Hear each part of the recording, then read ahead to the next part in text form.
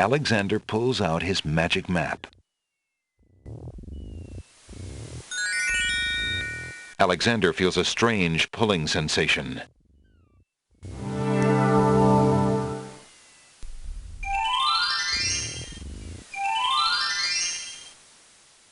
There's no...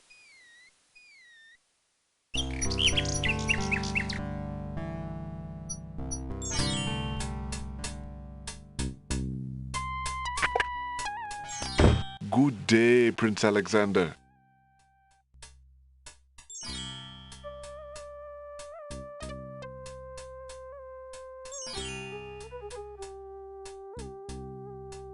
Would you mind if I traded this in?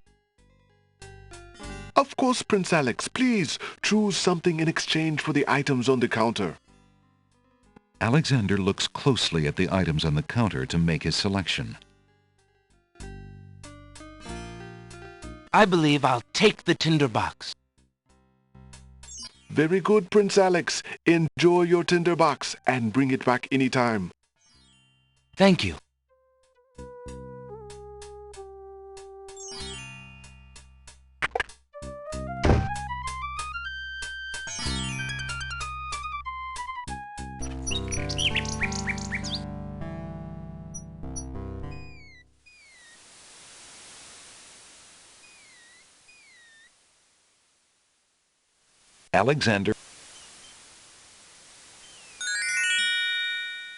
Alexander feels a strange pulling sensation.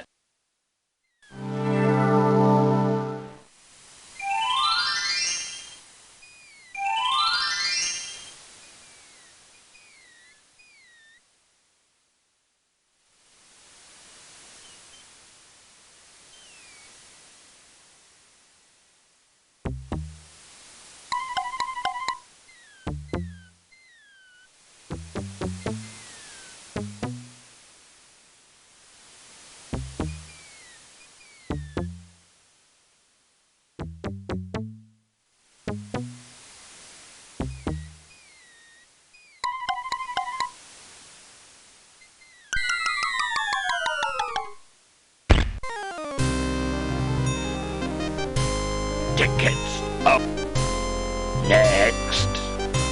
That wasn't a very logical step.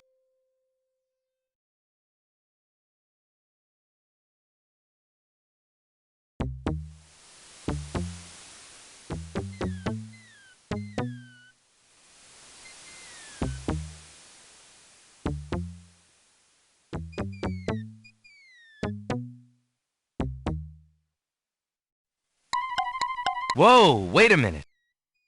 Whoa, whoa.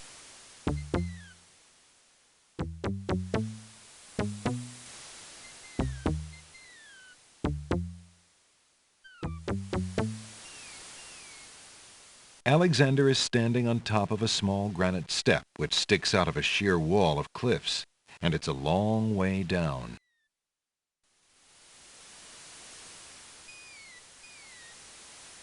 Alexander examines the strange etchings in the face of the cliff.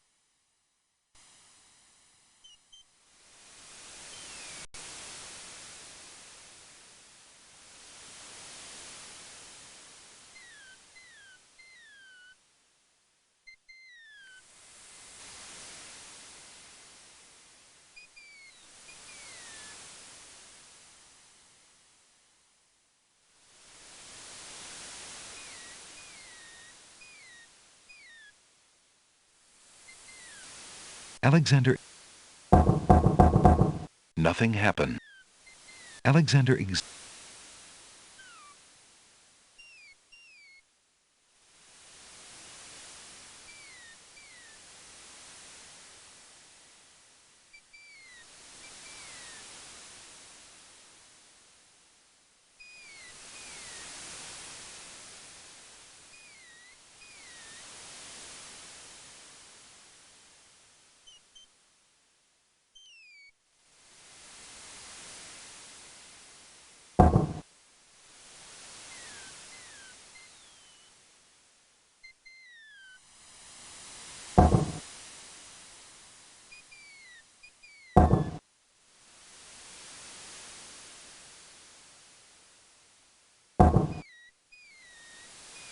Nothing happens. Alexander examines.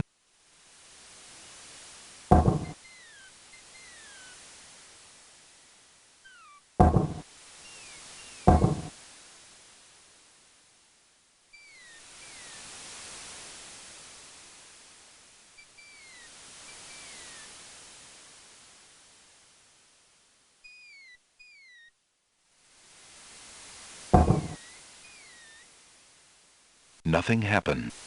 Alexander examines the strange etchings in the face of the cliff.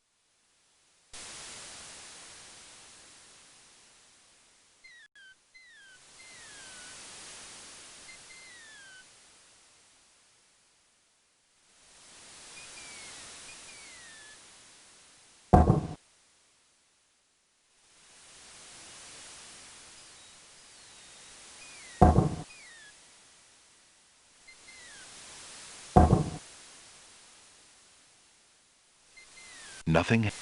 Alexander.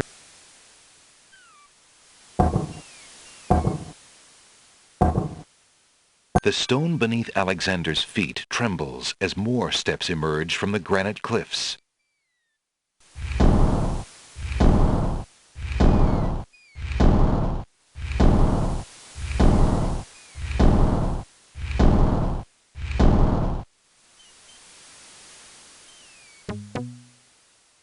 Whoa, wait a minute. Whoa.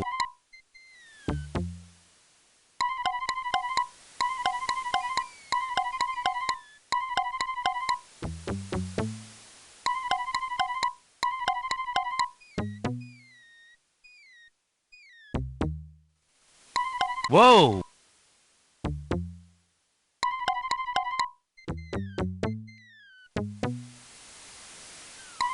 Whoa, wait.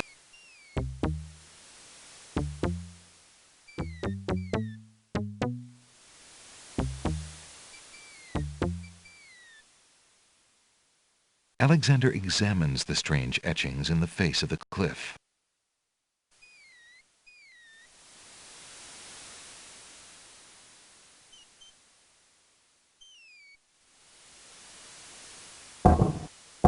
The stone beneath Alexander's feet trembles as more steps emerge from the granite cliffs.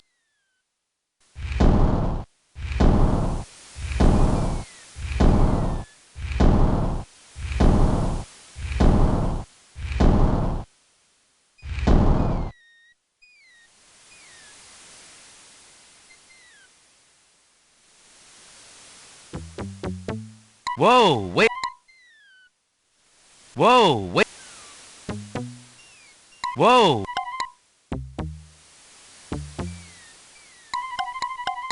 Whoa. Whoa, wait a minute.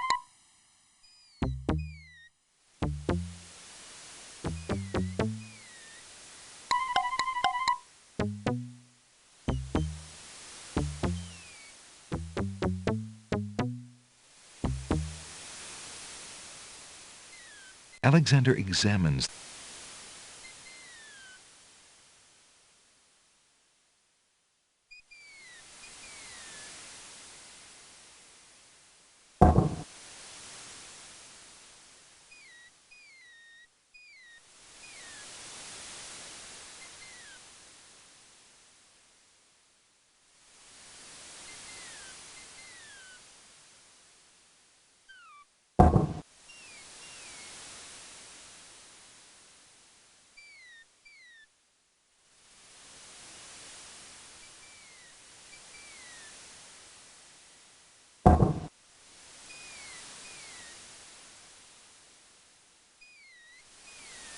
The stone beneath Alexander's feet trembles as more steps emerge from the granite cliffs.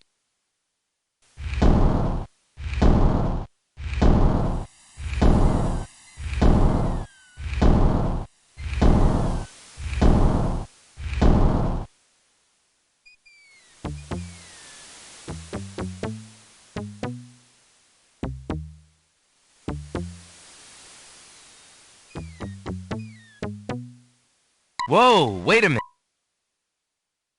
Whoa, wait.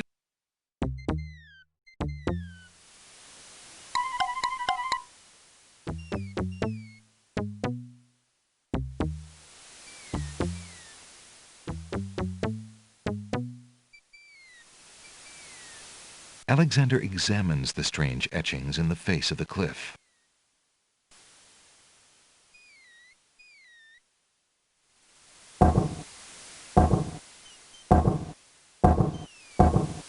The stone beneath Alexander's feet trembles as more steps emerge from the granite cliffs.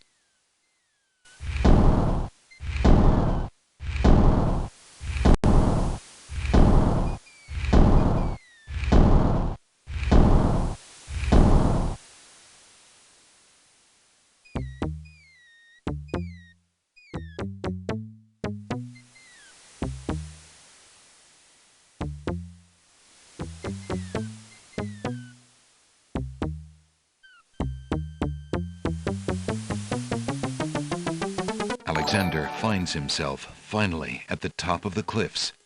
Exhausted, he steps over the lip of the plateau and stands. I appreciate the follow, man. Why do you make such an effort to climb the cliffs, young man?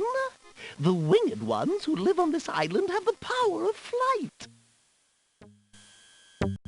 You could have it too, if you'd only eat a berry from this magical flying nightshade bush.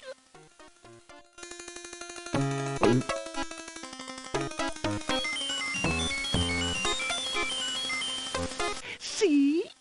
The sweet berries will make you float like a petal on the wind. Try some.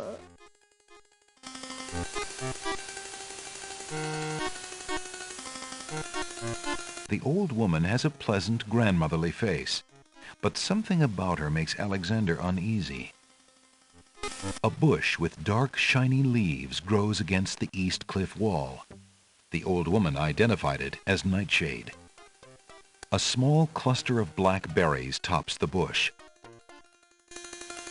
But who are you, matron? Who cares? I mean, I am only a poor old woman who wishes you well, handsome stranger. Think of me as your grandmama, if you like. How can this plant give the power of flight? Listen, son, I'll be happy to answer any questions you like, but only if you at least taste these delicious berries. How can this plant... There's no... Perhaps one of the leaves? Not the leaves, dearie, the berries on top of the bush. All right. I'll try some of your berries.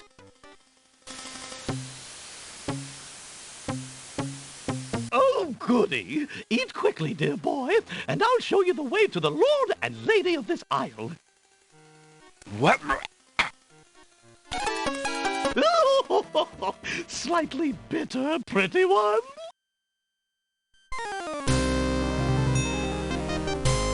Tickets up. Next. And then there's some land I have for sale in the death bogs of Tamir.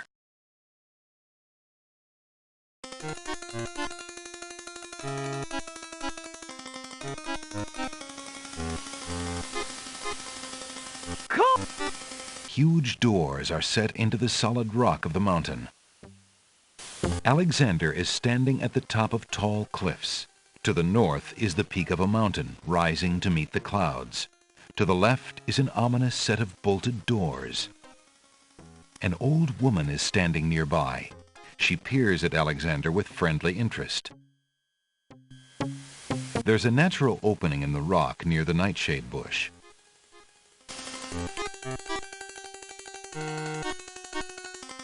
Young man, you offend me. I try to help you and you insist on being rude.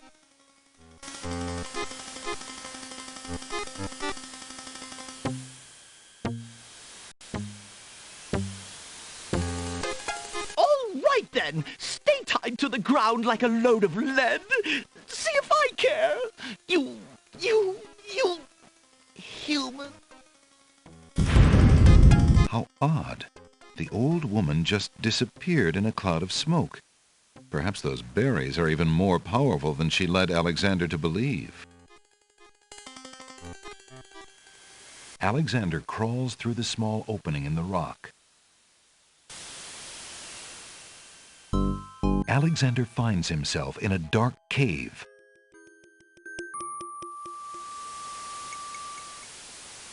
It feels exactly like a tinderbox. Alexander can't do much of anything in the dark cave. Alexander takes the candle from his tinderbox and uses the flint in the box to light it.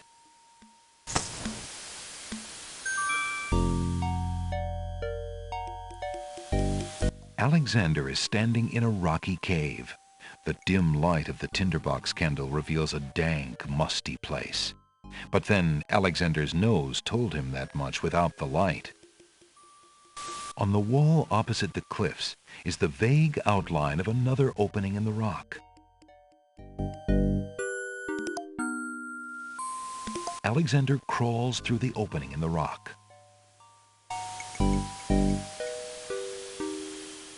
The lighting in this part of the cave is better. Alexander extinguishes the candle's flame and places it back in his pack.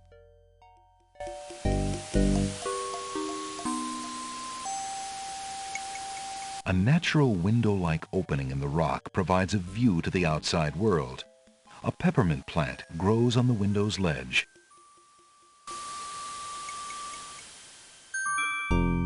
Alexander takes a few leaves from the plant. As he does so, a strong smell of peppermint is released. Ah!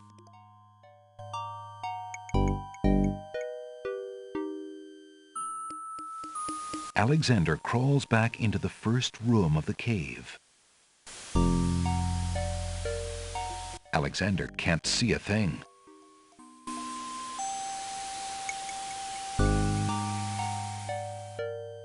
Alexander crawls back through the passage to...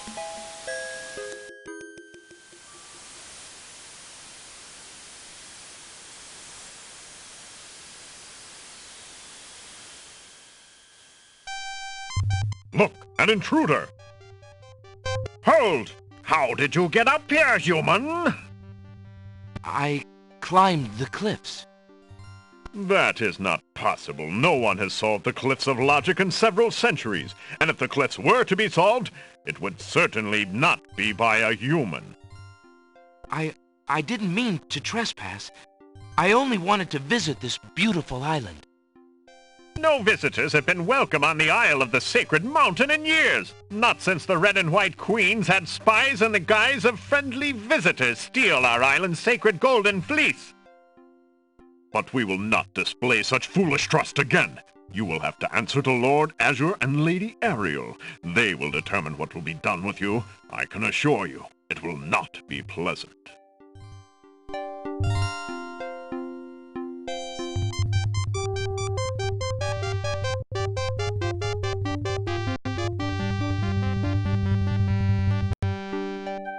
With what trickery did you master the cliffs of logic and reach the city of the Winged Ones? Only the magic of clear thought, my lord. I meant no harm. The cliffs of logic. It is the sacred oracle's prophecy, Azure. Yes, Ariel. It is lucky for you, human, that climbing the cliffs of logic is part of a prophecy that I cannot ignore. We have just been ordered by Wazir Al-Hazred himself to dispose of any strangers that might land on our fair isle. But the prophecy would have a different fate befall you. The prophecy predicts that whosoever climbs the cliffs of logic will defeat the Minotaur. The Minotaur has violated our sacred catacombs and eats our young in sacrifice. Our own daughter, Lady Celeste, was taken there only this morning as his most recently demanded offering. A dilemma, then. Whom shall I obey in regards to your fate, the oracle or the crown? But since Al-Hazred did not dictate how I was to dispose of intruders, and since you cannot possibly survive the catacombs, your imprisonment there should serve both purposes quite admirably. I will not resist you in this, my lord. I shall do my best to save your daughter. First, I must tell you that the catacombs are a labyrinth of rooms, a place of exceeding danger. You will need many tools and clear wits to survive it. I am ready. Very well. My guards will take you there now. You seem courageous enough, but the catacombs will determine how brave you really are.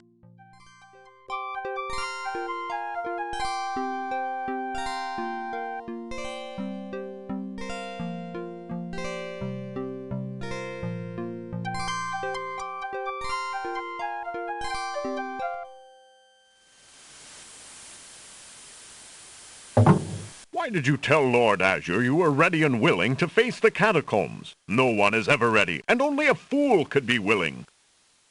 And you are far wiser, I suppose, to leave a maiden to die? To not fight this plague on your own people?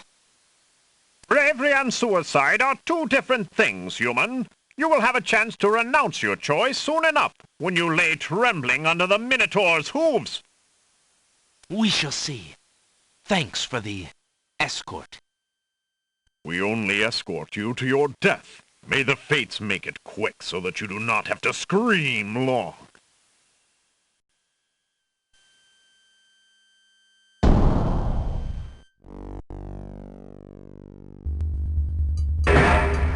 The catacomb's entrance door is locked from the outside by the Winged One's guards.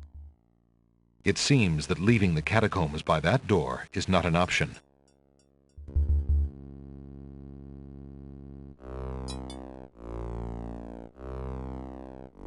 Niches in the wall form stone burial beds. Ancient bones lie crumbling on the unyielding rock.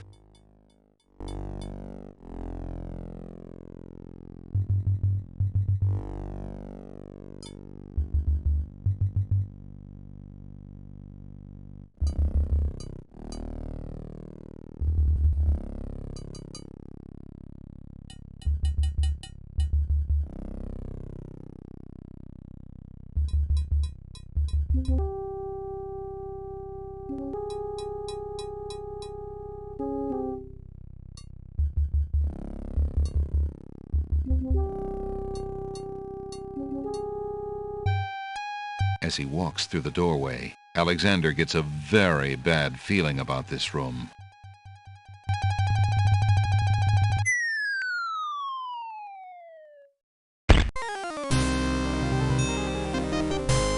Tickets up. Next. Don't just wander, Alexander. Let your conscience be your guide.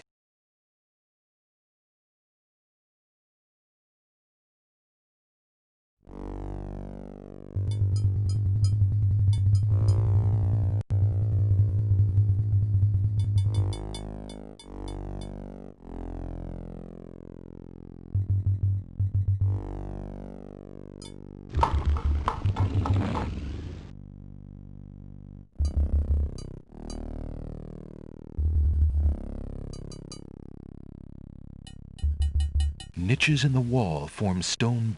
The walls of the catacombs are made of massive stone tiles. That's the north wall of the room. The remains of several unfortunate souls haunt the room. These bones seem more recent than the ancient catacomb bones that Alexander has seen so far. Perhaps they were victims of the Minotaur, or perhaps they died while wandering lost in the maze. 3 of the skeletons are completely intact.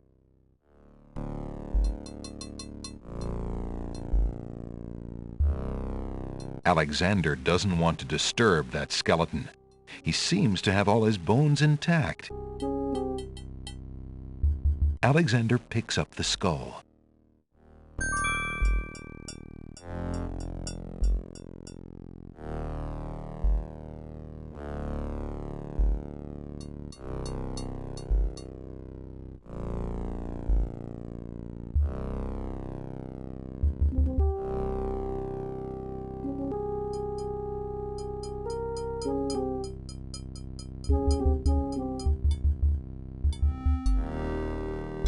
An image of a rose has been carved into that tile.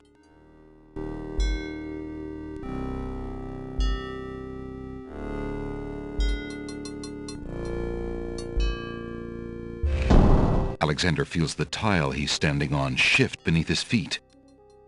Uh-oh.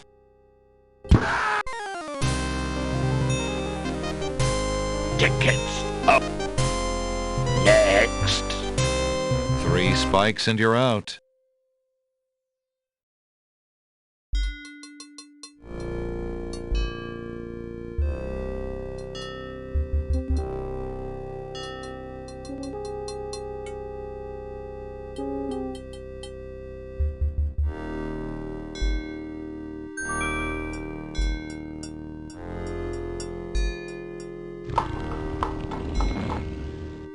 Alexander hears the distant sounds of a wild animal somewhere in the maze of rooms.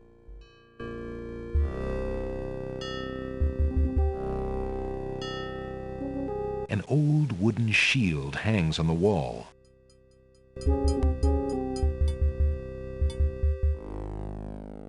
Alexander takes the shield from the wall.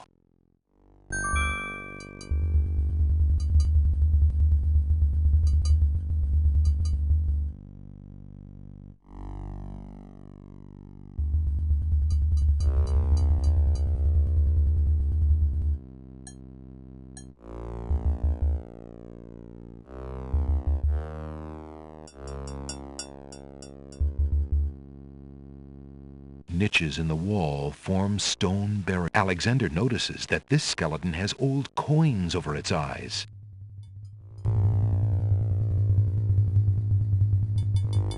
Alexander finds 2 coins on the skeleton's eyes. He takes the old coins.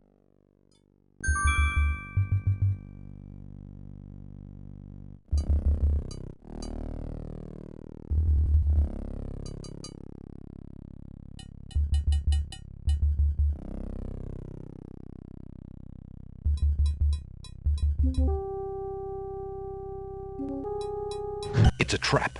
The doors have sealed Alexander inside.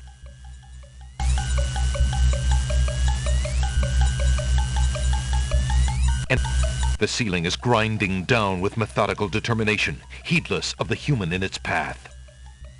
The gears are working furiously to lower the ceiling. Their great cogs interlock perfectly. Both exits from this room have been sealed shut by sliding panels. Alexander is trapped. Alexander promises himself that he will not go home until he has determined what Casima's feelings are for him. Hello? Is anybody out there? Help me, please. There is no reply, only the noisy clanking of the gears. Alexander's hands would be crushed to pieces in those gears. He can't stop them with his bare hands.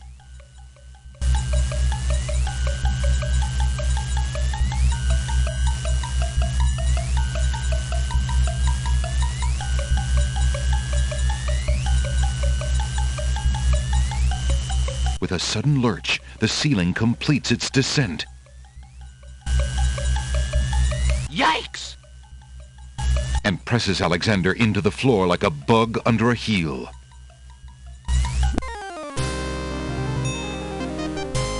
Tickets up. Next.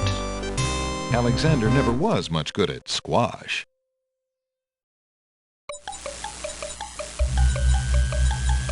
The brick is already heavy enough to... In a desperate move, Alexander throws a brick into the grinding gears. The brick is caught between 2 cogs. The gears shriek and shudder. The mechanism grinds to a halt. The ceiling is stuck. The trap is sprung.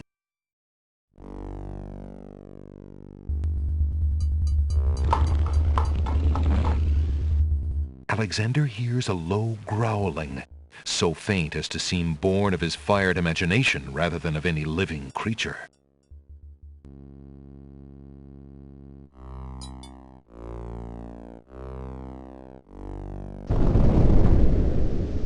Sounds! A trap floor!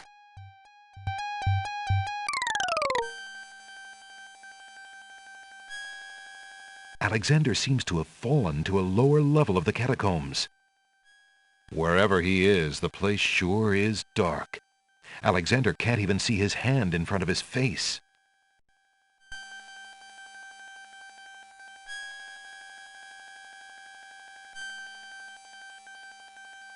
Alexander can see nothing in the darkness.